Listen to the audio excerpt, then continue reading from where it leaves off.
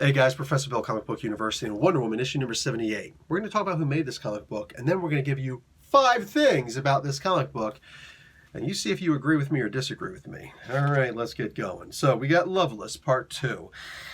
G. Willow Wilson on writing, Tom Derenick on pencils, Trevor Scott and Norman Rapamund on inks, Romulo Fiora Jr. on colors, Pat Brousseau on letters, Jesus Marino and Romulo Fiora Jr. on the cover, and Jenny Frison doing this amazing, beautiful, sexy, variant cover, because oh my god. By the way, this is the cover that was supposed to be for the variant cover for issue number 77, but they moved it back to this issue, number 78, because it gave away too much. And also Wonder Woman was created by William Moulton Marston and H.G. Peter. So, number 1 on this list is Wonder Woman lost her stuff. Yeah, she had her bracers destroyed, which is like, oh my god, your bracelets were destroyed.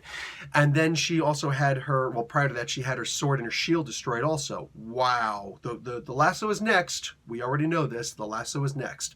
But these 3 things happened. These 3 things were destroyed on the first 3 pages of this comic book.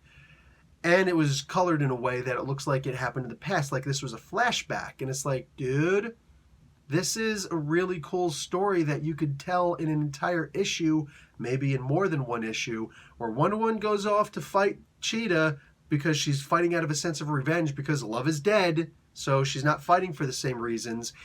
And she winds up losing what makes her her, and she sees herself losing this battle when she otherwise could have stopped Cheetah fairly easily and disarmed her, as she explains in this. But, like, it's just rushed. And it's like, I wanted to see the look in her eyes as she realizes she's being defeated, and see the cockiness in Cheetah more as she's winning. I wanted to see Wonder Woman's hope get just taken from her eyes and really see this low point. And like, this should be a huge low point, but it's wasted in 3 pages, feeling like it's a recap when it's not really a recap, because this happens in this book, not in the prior issue. So I feel like there's a huge opportunity wasted. Another chance of a huge opportunity wasted is what happens in number 2. Atlantiadis versus Steve Trevor. Their battle isn't, their hatred for each other isn't as huge as it usually is, isn't as, magnified as it usually is in the previous issues, because love is gone. And the only reason why they were ever at odds with each other as rivals is because they both loved Wonder Woman. So of course, what is the opposite of love? Often it's considered to be hate. I've many times said you can't truly hate someone unless you loved them first. If you hate someone without having loved them first, man, I don't know what it was that you're feeling, but it's not true hate. It's something else. So with this, it didn't seem as bad. Now, I actually liked that, and I hope that it's explored later that the reason why is because love is dead. They don't have the reason to hate each other as much anymore because they don't love the same person anymore. They don't love anybody anymore. You know what I'm saying? They don't even really love themselves. I mean, it's just, whatever, If that's explored, I'll be really happy. That, it's like these two could actually, but they won't like each other, but they could actually work together a whole lot more than they've been working together before, which they really weren't. They could actually work together if they continues like this, because they don't have that rivalry anymore. There's no need. Number 3 in this book. Why does Argus actually care? Etta Candy calls Wonder Woman over to help. Like, hey, I need you to come over here. No, I'm kind of sick. Yeah, but I need you to come over here anyways. Literally, I don't care, because she doesn't love her. Okay, I get, that's my headcanon. That's not actually how it was explained in here, but that's in my headcanon. That's what actually happened here. I can make excuses. There's some things I can't make excuses for. You'll see that later. But yeah, Etta Candy, like, she pulls her in, but literally nothing was said in this entire conversation. Nothing. Like, people don't love their jobs here. They hate their jobs here. They don't like their jobs here. But they come in anyways because they love their families. But now they don't love their families anymore, so they don't come into here. I don't know what this word salad was. Speaking of word salads, Miss Wilson, if you are paying attention, the secret to liking a good salad is chop the pieces up a lot. The problem with salads is that it's a big bite of something. You're craning your mouth open, and you don't get a lot of anything in there. There's no substance because the leaves are huge. You're getting more air than anything else. Chop your salads up a lot, put it through a food processor if you have to, add a little salt, add a bunch of the good things that you like, but chop it up into little smithereens. You get a more fulfilling bite.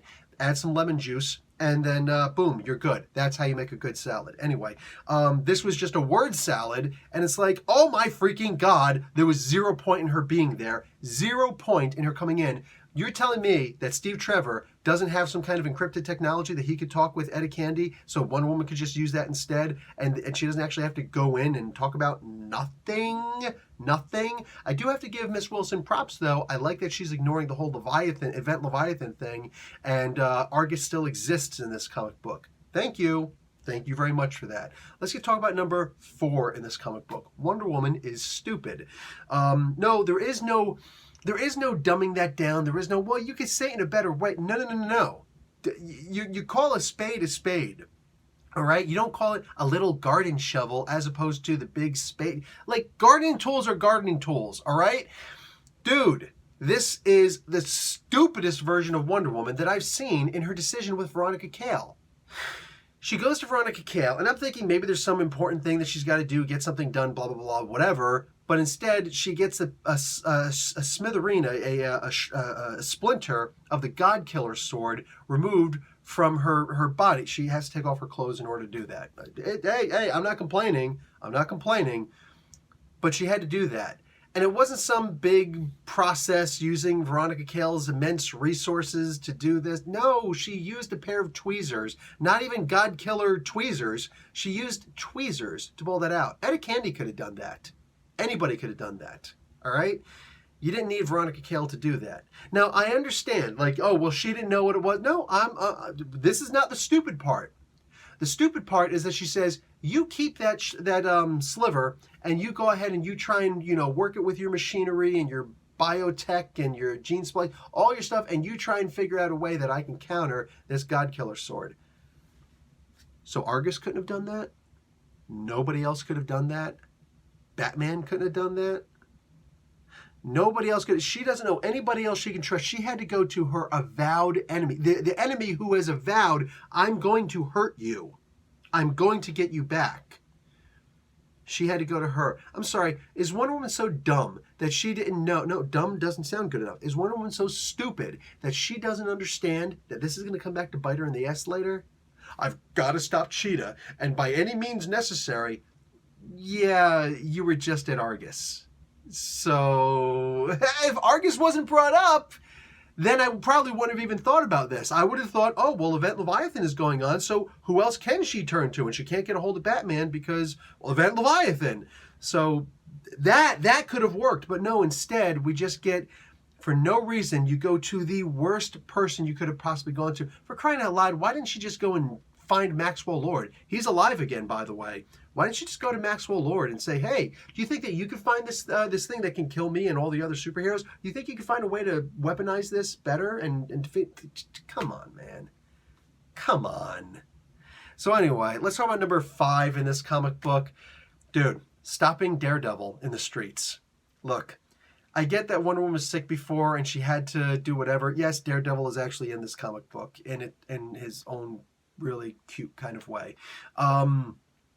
What do you call it? Wonder Woman stopping street crime. I get that the whole purpose was so that she could realize that, oh my God, people don't love each other anymore. I was sick just a little while ago, so I wasn't able to pay attention to that. I get it. But since she was in Argus, she could have actually done something important in Argus and just looked out the window and realized what she realized by several wasted pages in this comic book. 3 pages for her stuff being destroyed. And 19 other pages of uselessness and really bad decisions. Guys, I hate to say this, but this is one of the worst issues of Wonder Woman I've ever read. Because Wonder Woman is simply not supposed to be that stupid. Love is gone. Intelligence isn't gone. So what the hell just happened here? Anyway, guys, sorry for the negative review. Professor Bill comic book reviews. See? Maybe intelligence did leave. I can't even say the name of my own freaking channel.